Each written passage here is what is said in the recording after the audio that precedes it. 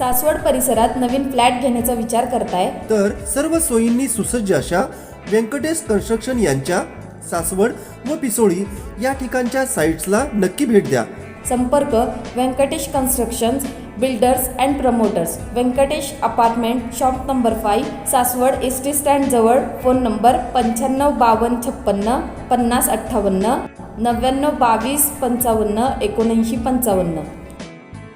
कार्यकर्ते असतात, परंतु आज समोर जरी नजर टाकली तरी जे कार्यकर्ते उपस्थित आहेत त्या उपस्थित कार्यकर्त्यामध्ये 90% कार्यकर्ते 35-35च्या आतमधले लोकसंख्या असणारे, ती वय असणार 35च्या आत वय असणारे अशा प्रकारचे पूर्ण तरुण अशा प्रकारचे कार्यकर्ते या ठिकाणी आहेत. आणि मला तुम्हाला सगळ्यांना सांगायचंय, तुमच्या सगळ्यांच्या हातामध्ये जे समोर बसलेत, जे मांडी घालून बसलेत, तिथे किती नंबर असतील, मांडी घालून बसलेत, या तुमच्या सगळ्यांच्या हातामध्ये उद्याच्या 25 वर्षाचं पुरंदरचं भवितव्य तुमच्या हातामध्ये आहे. आणि तुमच्याच हातून पुरंदरचा उद्याचा उज्ज्वल अशा प्रकारचा भविष्यकाळ पुरंदरचा तुमच्या हातात आहे. अशा प्रकारचे सगळे टीनेजर्स, एकदम तरुण अशा प्रकारचे कार्यकर्ते समोर बसलेले पाहिल्यानंतर पक्षाला एक बळ आहे, पक्षाला ऊर्जा निर्माण झाली. अजितदादांच्या मार्गदर्शनाखाली अनेक कार्यकर्ते राष्ट्रवादी काँग्रेस पक्षाकडे आज त्या ठिकाणी संपूर्ण महाराष्ट्रामध्ये आकर्षित होत आहेत आणि पुरंदरमध्ये सुद्धा मोठ्या प्रमाणावरती त्या ठिकाणी आकर्षित होत आहेत. मी पाहिलं, अमित त्या ठिकाणी काम करतो, प्रत्येक सामान्य माणसापर्यंत तळागाळापर्यंत काम करणारा अमित एवढ्या कमी वयामध्ये दिव्यासारख्या मोठ्या गावाचं सरपंच पद भूषवल्यानंतर माझ्या मुलांच्या हाताला नोकरी त्या ठिकाणी कशी मिळेल, त्यांचं घरकुल त्या ठिकाणी कसं होईल, एखादं काम त्या ठिकाणी कसं येईल, या गावाचा विकास त्या ठिकाणी कसा येईल, आणि माझ्या बरोबर असणारे सर्वसामान्य गोरगरीब कार्यकर्त्यांच्या घरामधली चूल पेटण्यासाठी मी काय केलं पाहिजे याचा सतत डोक्यामध्ये विचार असणारा अत्यंत कमी वयातला तो कार्यकर्ता आहे. आता तर आंबोंचं मार्गदर्शन असतं, हा त्याच्यामध्ये आहे, परंतु आम्ही तो अतिशय उत्तम पद्धतीने काम करतो. मी जो अनुभव घेतला, जेवढ्या वेळेस तो भेटला ना, कोणाची कंप्लेंट नसते, कुणाची तक्रार नसते, गावामध्ये हे काम करायचे, या गावामध्ये त्या गावामध्ये, विशेषतः दिवे घराण्यातल्या प्रत्येक गावामध्ये त्या ठिकाणी काम आलं पाहिजे, प्रत्येक गावामधल्या त्या ठिकाणी विकास झाला पाहिजे. पीएमआरडीची कामं असतील, रस्त्याची कामं असतील, मंदिराची कामं असतील किंवा गटाराच्या संदर्भातली कामं असतील, शाळेची कामं असतील, प्रत्येक कामामध्ये हे काम झालंच पाहिजे अशा प्रकारचा हट्ट असतो. हे व्हायलाच पाहिजे याच्याबद्दल फळाफळ त्या ठिकाणी करत असतो. खरं तर आम्ही सगळेजण मध्ये रामभाऊ, आम्ही नागपूरला गेलो होतो. मी साधारणपणे 97 साली जिल्हा परिषद सदस्य झालो होतो. साधारणपणे 27.5 वगैरे काहीतरी वय तुम्हाला माहिती असेल. तेव्हापासून आतापर्यंत मी कधी नागपूरच्या अधिवेशनाला आजपर्यंत कधीच गेलो नाही. पहिल्यांदा गेलो आणि आम्ही 25 जण बरोबर घेऊन तिथं नागपूरला गेलो. म्हणजे गावाला जर नाही भेटले शिव्याच नाही का, जर रागवले तर इकडे आल्यानंतर सगळे मला येतानाच कार्यक्रम करतील. कशाला लिहिलं, दादा भेटले नाहीत, जीभ बोलले नाहीत. पण आता करता शरदरावांनी उल्लेख केला, उत्तम बापूंनी उल्लेख केला, नागपूरला गेल्याच्या नंतर 25 आमच्या सगळ्या लोकांची उत्तम राहण्याची व्यवस्था. खरं तर त्या ठिकाणी जो काही मित्र परिवार माझा त्या ठिकाणी होता तो एक भीती होतीच ना, तिथे गेला खर्च किती होते, पण सगळ्यांनी खरं तर मित्र परिवारांनी तो खर्च केला. सगळ्यांना राहण्याची उत्तम व्यवस्था. सकाळी एवढी प्रचंड गर्दी असताना सुद्धा मी फक्त दादांना आतमध्ये म्हटलं की 25 कार्यकर्ते आले आणि रात्रीचा दिवस करणारे दादाचे कार्यकर्ते, एवढे आमदार, खासदार, मंत्री, IAS ऑफिसर सगळ्या घराण्यामध्ये दादाने ऐकलंय का नाही ऐकलंय, नीट काय पाहिजे तेवढं दिवशीवर म्हणलं दादा आम्ही सगळे आलोय बरं का. आम्ही बाहेर पडल्यानंतर सगळे एवढे लाईन मध्ये होते, बाहेर पडताना सुद्धा त्या ठिकाणी दादा पटकन नंतर बाहेर पडले आणि आम्ही त्या ठिकाणी आतमध्ये बसतो. बाकीची जी काही कामं होती ती सांगितली मी बँकेच्या संदर्भातली. आणि बाहेर पडताना एवढी सगळी गर्दी, प्रचंड गर्दी त्याच्या पाठीमागे निघाली आणि बाहेर म्हणलं 25 जण आलो एवढं एकदाच म्हटलं. आणि नंतर बाहेर एवढ्या गर्दीतून पाहिलं उतरताना म्हणजे दिगंबर 25 लोक आले, 13 जणांना वरती उभं कर, 12 जणांना खाली उभं कर, तिथे गेल्यानंतर पुरंदरच्या सगळ्याचे आपण नीट फोटो काढू. म्हणजे एवढ्या गर्दी, एवढ्या गडबडी, अधिवेशनाला चालले होते, त्याने लग्न करून त्या ठिकाणी विधानसभेमध्ये काही क्वेश्चन्स होते त्यासाठी ते चालले होते. एवढ्या सगळ्या गडबडीत म्हणजे मी किती लोक सांगितले ते डोक्यात, 25, 13 कुठे उभी करायची ते डोक्यात, 12 कुठे उभी करायची ते डोक्यात, खुर्चीवरच्या आमक्याने बसा ते डोक्यात. आणि वंदना ताईपासून सगळ्यांना माहितीये, प्रत्येकाला व्यक्तिशः दादाने विचारलं तू काय करतो. आता आम्ही म्हणला युवकचा अध्यक्ष आहे, आम्ही विचार तू काय करतो, ते म्हणलं व्यवसाय काय करतो, व्यवसाय नंतर वय काय, व्यवसाय काय करतो, गाव कोणतं, आमचं कोणतं. त्यांच्या डोक्यात असतं जर एखादा व्यवसाय तो करत असेल व्यवसायाला काही मदत करता येईल का हे त्यांच्या डोक्यात असतं. असं म्हणून कार्यकर्त्यांना ते व्यवसायापासून सगळ्या प्रकारच्या गोष्टी विचारतात, घरातल्यापासून सगळं. आणि इतका वेळ दिला प्रत्येकाला, पर्सनली विचार, कसे आलात, का आलात, राहिलात कुठं, जेवलात का, गाडीने आला, मग रस्ता कोणतो, आता आम्हाला ते रस्ता ते नानासस्तीने बरोबर रस्ता सांगितलं इकडनं तिकडनं. इतकं दादा खरं तर त्या ठिकाणी काळजी घेतात. मी एक उदाहरण देतो. ज्या दिवशी आपण त्या ठिकाणी पाहिलं, नाना सस्ते आहेत, मला वाटतं संदेश या ठिकाणी गिरज काकडे होते, ज्या दिवशी दादाने उपमुख्यमंत्री पदाची शपथ घेतली, आम्हाला कळल्यानंतर लग्न सगळे उरकत गेलो आणि तिथून आम्ही शेवटचं लग्न मला वाटतं दायरीत का कुठेतरी खाली आंबेगावला आपण केलं. आणि आम्ही म्हणलं दादांना भेटायला जायचं आणि सगळेजण दादांना भेटायला गेलो. तोपर्यंत सकाळी पहाटेपासून उठले असतील काय 11:30 वगैरे दादा गेले वरती झोपाय. आणि जेवढे नंतर लोक आले ते सगळे 60-70 लोक काय आले असतील मोठी ते सगळ्यांना परत पाठवलं की दादा गेले तर सकाळी या. आम्ही गेल्यानंतर विचारलं तर त्यांनी लगेच तिथं सांगितलं देवगिरी बांगल्यावरती दादा आत्ताच सकाळपासून कंटाळले, आत्ताच ते 11:30 वाजता वरती त्या ठिकाणी गेले, कोणीतरी खासदार बसले तर ते विश्रांती घेणार. असं म्हणल्यानंतर मी आपलं सालाबाद प्रमाण म्हटलं काय हरकत नाही दादा आता भेटेल तर राज्य सहकारी बँकेच्या गेस्ट हाऊसला जाऊ, सगळेजण आपण मुक्काम करू आणि सकाळी दादांना भेटू.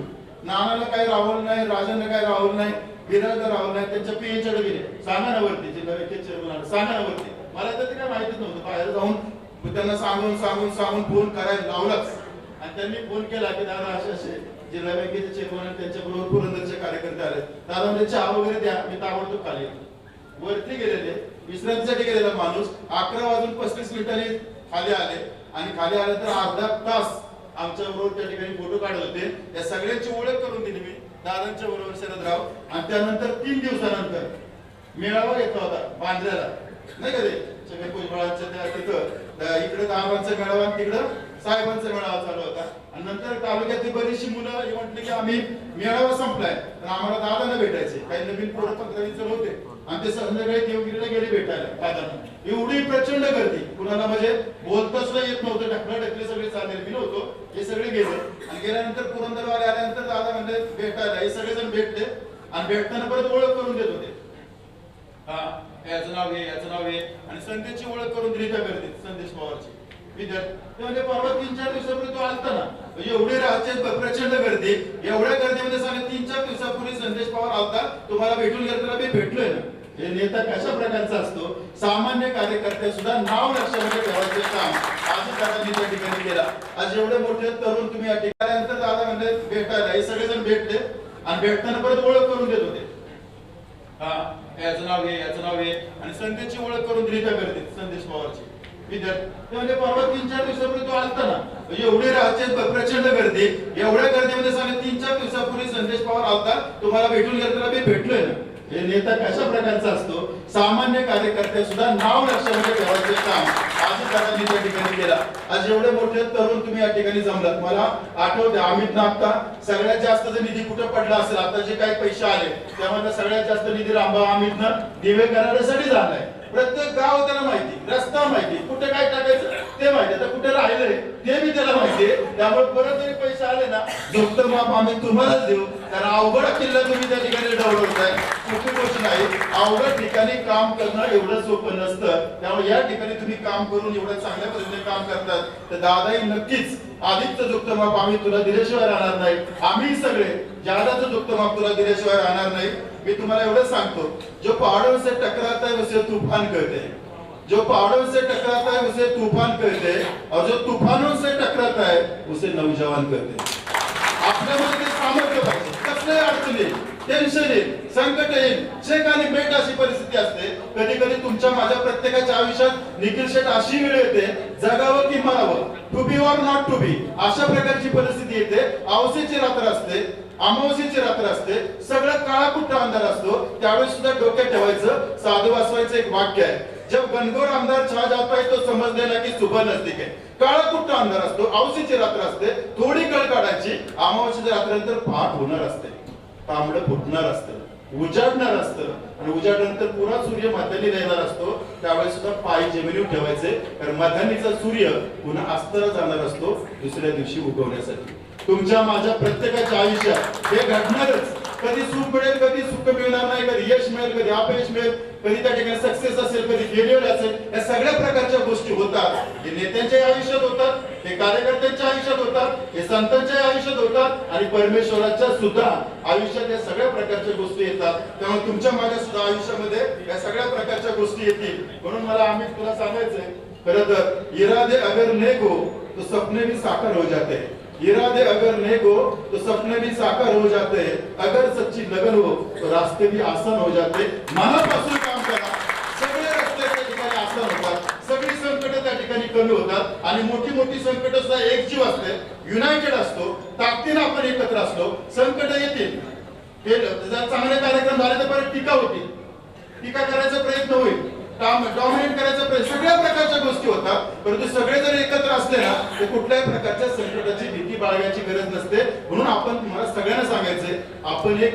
राष्ट्रवादी काँग्रेस पक्षाची फॅमिली आहोत, आपण एक कुटुंब आहोत आणि अजितदादा ते कुटुंबातले प्रमुख आहेत आणि आपण त्या कुटुंबातले काम करणारे सगळे बंधू भगिनी आहोत. आपण एकमेकांच्या संकटासाठी उभं राहिलं पाहिजे. एखाद्याला यश मिळत असेल, पुढे जायचं असेल, आपला सपोर्ट पाहिजे असेल, थोडा बूस्ट पाहिजे असेल तर प्रत्येकाच्या पाठीसाठी आपण राहिलं पाहिजे. कदाचित आनंदाच्या प्रसंगी आपण एकमेकाच्या बरोबर नसलो तरी चालेल, ज्यावेळेस दुःखाचा प्रसंग असेल, अडचणीचा प्रसंग असेल, संकटाचा प्रसंग असेल, त्यावेळेस आपण सगळेजण एक फॅमिली म्हणून, एक कुटुंब म्हणून, आपण सगळे बंधू भगिनी म्हणून एकमेकाच्या बरोबर ठामपणाने जर राहिलं तर त्या ठिकाणी संघटना सुद्धा वाढते, आपल्याला आनंद वाटतो आणि अशा प्रकारची चिरेबंदी संघटना असेल तर कोणत्याही प्रकारच्या संकटाला तुम्हाला आम्हाला सगळ्यांना तोंड देता येतं. मला आनंद वाटतोय, परवा सुद्धा संदेश ताई तुम्ही तिथे गेला होता, हळदी कुंकवाचा कार्यक्रम घेतला होता, प्रचंड महिला गोळा झाल्या.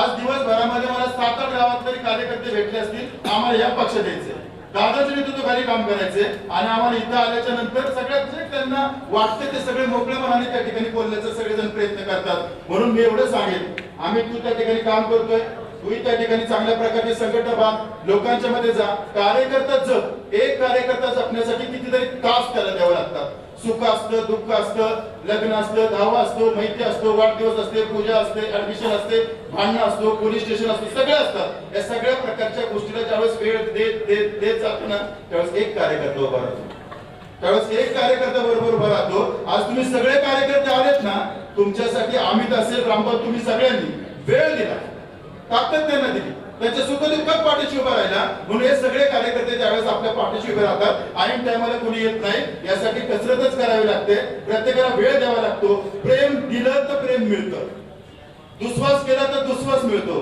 कुणाला जर त्रास द्यायचा प्रयत्न केला तर त्रास मिळतो. जे पेराल तेच उगवतं. त्यामुळे कार्यकर्ते उगवायचे असतील, प्रेम मिळवायचं असेल तर प्रेमच पेरावं लागेल आणि ते प्रेम पेरलं तर मला वाटतं सगळ्या प्रकारच्या गोष्टी होतात. एक चांगलं खरं तर मला उदाहरण या ठिकाणी बऱ्याच ठिकाणी देतो, काही नवीन कार्यकर्ते संघटनेत आहेत म्हणून मी तुम्हाला सांगतो, मधमाशाचं पोळं असतं पहा, त्या मधमाशाच्या पोळ्यावरती असंख्य मधमाशाच्या पोळ्या असतात, प्रचंड गर्दी असते, सगळीकडनं मध गोळा करतात भविष्यासाठी ते आणि अशा प्रकारची गर्दी असते.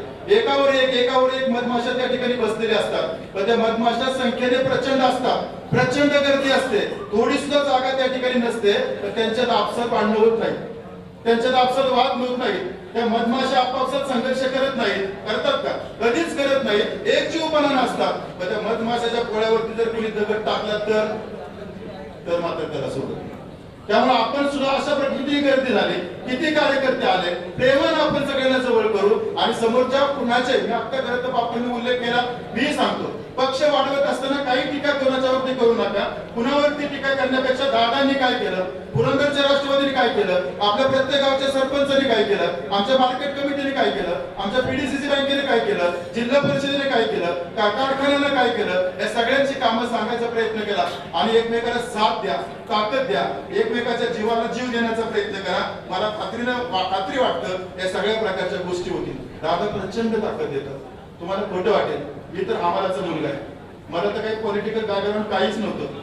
28व्या वर्षी त्या ठिकाणी जिल्हा परिषद सदस्य झालो, काही ओळख नव्हती, कार्यकर्त्यांचं प्रचंड मोहळ केलं, दादांनी विश्वास ठेवला. मी त्या ठिकाणी तालुक्यातून सुद्धा एकटाच निवडून आलो होतो, त्यावेळेस सुद्धा 50-60 हजार रुपये सुद्धा खर्च झाला नव्हता. राजे इथं आहेत, नाना सस्ती इथं आहेत, काहीच नाही खर्च झालं ना सदस्य. तालुक्यातून सुद्धा एकटाच निवडून आलो होतो, त्यावेळेस सुद्धा 50-60 हजार रुपये सुद्धा खर्च झाला नव्हता. राजे इथं आहेत, नाना सस्ती इथं आहेत, काहीच नाही खर्च झालं ना सदस्य. विधानसभेचं तिकीट मिळालं, ठीक आहे, अपयश आलं, मला त्याचं फार मी वाईट तर कुणाला वाटतं, पण फार मी डोक्यात ठेवलं नाही. ते झालं गेलं, गंगेला मिळालं, फार विचार करायचा नसतो. मी त्यावेळेस विचार केला, जर चुकून मी आमदार म्हणून निवडून आलो असतो तर आमदारांनी कसं वागायचं तो प्रयत्न केला असता. आता पडलोय ना तर पडल्यानंतर पडीक आमदारानं पडलेल्या विधानसभेच्या उमेदवाराने कसं वागायचं त्याचा आदर्श घालून द्यायचा आपण प्रयत्न करायचा. टीका करण्याची गरज नाही. जो रोल आपल्या वाट्याला आलाय तो रोल प्ले करा. जी भूमिका वाट्याला आली ती भूमिका प्ले करा. त्यामुळे त्यानंतर सुद्धा जेव्हा केव्हा पक्ष जो आदेश देईल त्याचं सगळ्या पद्धतीने आम्ही सगळेजण त्या ठिकाणी काम करत आलो. विधानसभेचं तिकीट दिलं, दादांनी पैसे दिलं, त्यानंतर ठीक आहे यश अपयश होतं, पण त्यानंतर पडल्यानंतर आजपर्यंत पीडीसी बँकेचं चेअरमन डायरेक्टर केलं, पुन्हा चेअरमन केलं. कधी मला एक तास आधी सुद्धा दादांनी सांगितलं तुला चेअरमन करायचंय, तुला डायरेक्टर, कधी काहीच माहित नसतं. मी आपलं सगळं त्यांचे ते काय ठरवतील ते आणि ते मिळत त्या ठिकाणी गेलं. विश्वास दिला तर विश्वास मिळतो. निष्ठा ठेवली तर समोरचे नेते सुद्धा आपल्यावर विश्वास ठेवतात आणि या पद्धतीने आपण पुढे मी आम्हीचं भाषण बारकाईने करत त्या ठिकाणी ऐकत होतो. सगळ्यांचीच भाषणं आटोपशीर झाली, चांगली झाली. अमितने सुद्धा जे भाषण होतं कार्यकर्त्यांनी कशा प्रकारे भाषण करावं याचा आदर्श वस्तुपाठ आम्ही करत होतो त्या ठिकाणी दिला. दादांच्या बद्दल निष्ठा आहे, पारदादांच्या बद्दल निष्ठा आहे. ही मुलांना पारदादा जवळ करतात, दादा जवळ करतात. मी तर सगळ्या मुलांना सांगत असतो, कितीतरी मुलांना, तुम्ही माझ्या मार्फत दादाकडे जाऊच नका, डायरेक्ट दादांच्याकडे जा, डायरेक्ट पारदादांच्याकडे जा. माझ्या थ्रू जायची गरज नाही. तुमचं कॉन्टॅक्ट वाढलं पाहिजे आणि तुम्ही त्या ठिकाणी आणखी मोठं झालं पाहिजे ही भावना आहे. शेवटी कसं असतं की आता कुठल्या वेगळ्या प्रकारच्या निवडणुका येतील. आपल्या दहीहंडी असते ना, दहीहंडी फोडायला निखिल शेठ आपण वरती जातो. दहीहंडी फोडताना खाली काही कार्यकर्ते असतात गोपाळ, ते खाली उभे राहतात. त्यांच्यावर एक मजला, दुसरा मजला, तिसरा मजला, चौथा मजला, मग पाचव्या मजल्यावरती गोविंदा जातो आणि ती दहीहंडी फोडतो. बरोबर की नाही? दहीहंडी सगळ्या निवडणुका लढवतो ना, निवडणूक लढवत असताना कुणीतरी एक गोविंदा असतो, तो वर जातो, त्याला तिकीट मिळालं, वर जाऊन तो दहीहंडी फोडतो. सगळेजण त्याचे कौतुक करतात, सगळ्यांना तो दिसतो. पण खऱ्या अर्थाने त्याने हे डोक्यात ठेवलं पाहिजे, सगळ्यात तळात जो काही मजला आहे ना, तळात उभी राहिलेली, त्यांच्या खांद्यात जास्त लोड आहे, ती कुणाला दिसत नाही, त्याची जाणीव ठेवली पाहिजे. दहीहंडी फोडली तर सर्वात जास्त प्रसाद कुठे गेला पाहिजे? जे तळातले उभे राहिलेले असतात ना त्यांच्याकडे सर्वात जास्त प्रसाद. मग पहिल्या मजल्यावर जरा काही लोकांना दिसतात, दुसऱ्या मजल्यावर जास्त दिसतात, तिसऱ्या मजल्यावर जास्त. म्हणून नेहमी लक्षात ठेवायचं, आपण दहीहंडी ज्यावेळेस कुठली फोडणार, सरपंचची फोडा, पंचायत समिती असो, जिल्हा कुठल्याही इलेक्शनची दहीहंडी फोडणाऱ्या गोविंदाला डोक्यात ठेवायचं, आपण या गोविंदांच्या जीवावरती दहीहंडी फोडतोय, त्या जीवावरती आपण तिथपर्यंत पोहोचलोय. त्यांना जर विसरलो तर पुढच्या वेळेस ते गोविंद आपली दहीहंडी आपल्याला पलटी केल्याशिवाय राहत नाही. त्यामुळे आपण सगळ्यांनी त्यांच्याबद्दलची जाणीव घेऊन त्या ठिकाणी पुढे गेलं पाहिजे. आज 20-25 कोटी रुपये दादांनी सहजपणाने दिले, मागितले घ्या, पुरंदरला घ्या.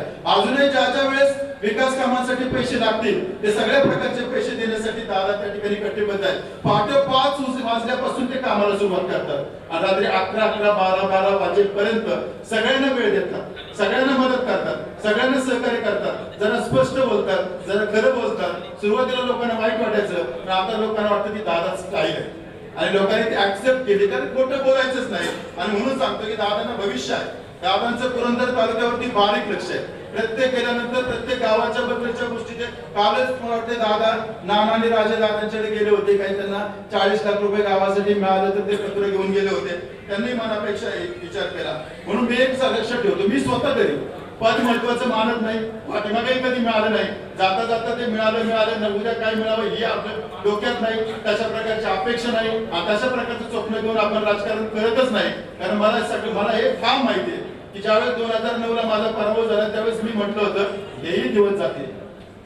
पराभव झाला त्यावेळेस मी मनाला बजावलं हेही दिवस जातील आणि त्यानंतर पुन्हा मी चेअरमन झालो त्यावेळेस मी मनाला बजावलं हेही दिवस जातील. म्हणजे पुढची मिळाली तरी टिकत नाही आणि अपयश आलं तरी टिकत नाही. हे सगळं टेम्पररी आहे, that is not a permanent.